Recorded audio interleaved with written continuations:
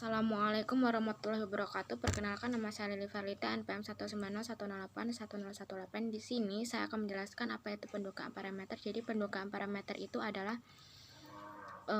semua orang itu akan melakukan pendugaan dalam hidupnya. Misalnya bila ingin menyeberang jalan, Anda akan memperkirakan kecepatan kendaraan yang lewat, jarak antara Anda dengan kendaraan tersebut, dan kecepatan Anda sendiri. Pendugaan ini Anda lakukan begitu cepat sebagai dasar pengambilan keputusan apakah Anda bisa menyeberang atau harus menunggu sepi lebih dulu. Pada statistika inferensia, kita juga melakukan pendugaan.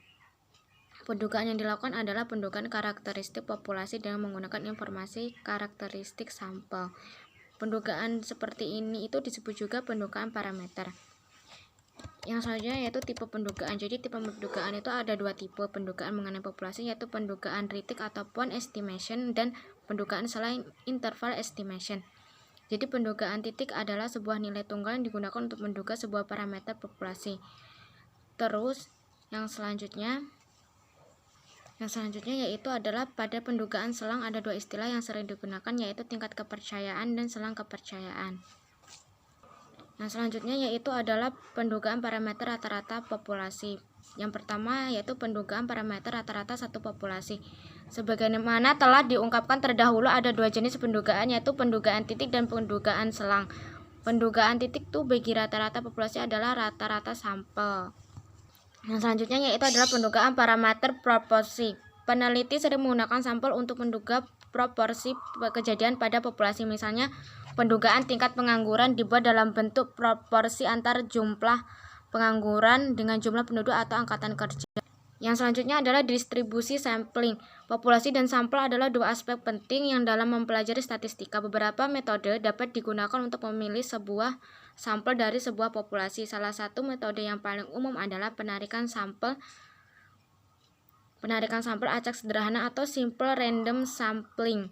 Dalam praktiknya itu, kita hanya memilih satu sampel acak sederhana dari populasi di antara seluruh kemungkinan yang ada. Yang selanjutnya yaitu adalah pengertian populasi dan sampel. Jadi populasi itu adalah totalitas dari semua objek atau individu yang memiliki karakteristik tertentu. Terus yang selanjutnya yaitu sampel. Sampel itu adalah bagian dari populasi yang diambil melalui cara-cara tertentu yang juga memiliki karakteristik tertentu jelas dan lengkap yang dianggap bisa mewakili populasi. Jadi objek atau nilai yang akan diteliti dalam sampel disebut unit sampel. Unit sampel itu mungkin sama dengan unit analisis tetapi mungkin juga tidak. Yang selanjutnya yaitu ada jenis-jenis distribusi sampling. Jadi jenis-jenis distribusi sampling ini ada 4. Yang pertama itu ada distribusi sampling rata-rata, distribusi sampling proporsi, dan distribusi sampling selisih rata-rata, dan yang terakhir adalah distribusi sampling selisih proporsi. Yang selanjutnya saya akan menjelaskan apa itu one sample test, two sample test, dan independent sample test.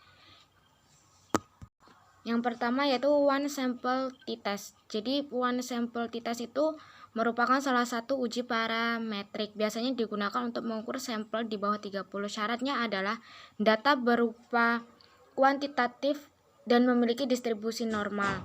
Pengujian satu sampel pada prinsipnya ingin menguji apakah suatu nilai tertentu yang digunakan sebagai pembanding berbeda secara nyata ataukah tidak dengan rata-rata sebuah sampel. Yang selanjutnya yaitu two sample t-test. Jadi two sample t-test yaitu juga disebut sebagai paired sample t-test. Dependent t-test merupakan teknik uji statistik parametris yang digunakan untuk menguji hipotesis komparatif dua sampel yang berhubungan dependent. Variabel yang dihubungkan berbentuk numerik dan kategorik dengan hanya dua kelompok. Yang selanjutnya yaitu adalah independent sample test.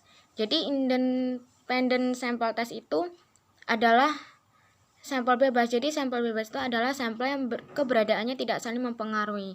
Sampel bebas itu juga diartikan sebagai dua sampel yang saling tidak berkolerasi atau independen. Misalnya kinerja karyawan laki-laki tidak mempengaruhi kinerja karyawan wanita dan sebaliknya. Uji t-test independen ini untuk mengetahui perbedaan rata-rata dua populasi kelompok data yang independen. Biasanya uji ini itu digunakan untuk melihat pengaruh satu variabel independen terhadap variabel independen di mana satu kelompok dengan kelompok lain tidak saling berhubungan. Terima kasih penjelasan dari saya, kurang lebihnya Saya akhiri. Wassalamualaikum warahmatullahi wabarakatuh.